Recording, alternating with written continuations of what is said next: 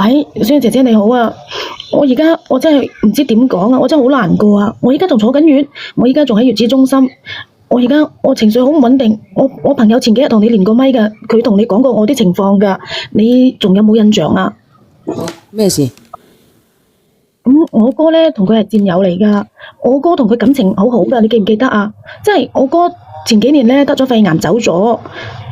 我個朋友咧，就當我係親妹咁樣。我知道我而家連累咗佢，因為我經常咧俾我老公家暴噶，就連我有咗佢都打我，所以我冇辦法。我問佢，即係我揾佢幫我，但係就因為佢同佢老婆而家做緊離婚咯，咁我就過意唔去。我見到咧嗰段錄屏，我真係好多謝你哋可以了解我個難處噶。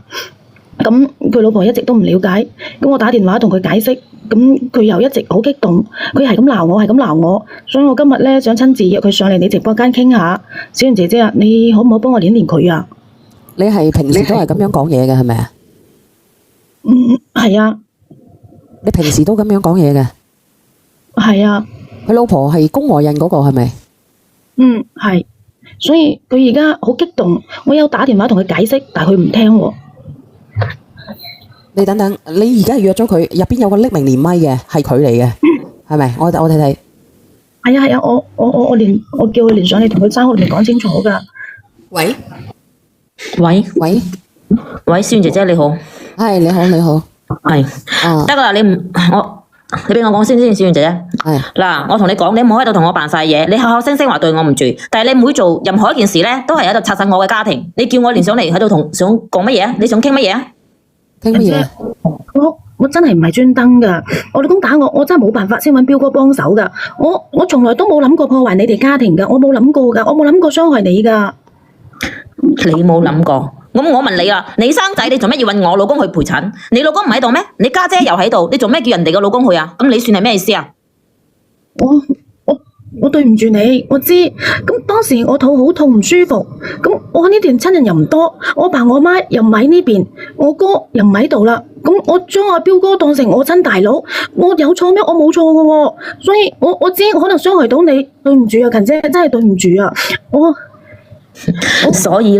所以你咪第一時間就通知我老公咯，叫我老公過去啊，將所有嘅費用交咗之後，你先通知你家姐係咪？你係將佢係當親弟佬咁樣。如果唔係啊，你都唔會話從你開始有 BB 到而家啊，你都每個月心安理得咁樣問佢攞3000蚊生活費啊。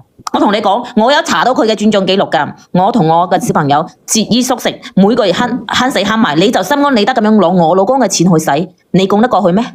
仲有啊！你等等先啊！你等等先，我想問你啊，姐姐，佢啱先佢話有家姐，唔係有家姐嘅，咁你有親家姐嘅，點解你唔問你家姐攞錢嘅？咁我家姐佢都有佢個難處㗎，咁佢有佢個家庭，我唔係話係都要問你。點解你家姐有個難處，咁阿彪冇佢阿彪嘅難處嘅咩？嗰日佢連咗上嚟嚇。我唔知佢點解兩個會嘈交㗎。咁你講下下邊嗰個姐姐，你講下咩問題啊？嗱，咁你講埋佢先啦。你話你自己住緊月子中心，一個月3萬幾蚊，都係我老公出嘅。你都有老公㗎喎，你都有老母㗎喎，你仲有一個家姐係嫁呢度㗎喎，你做咩你要問我老公啊？問得咁心安理得啊嚇？咁你講啊！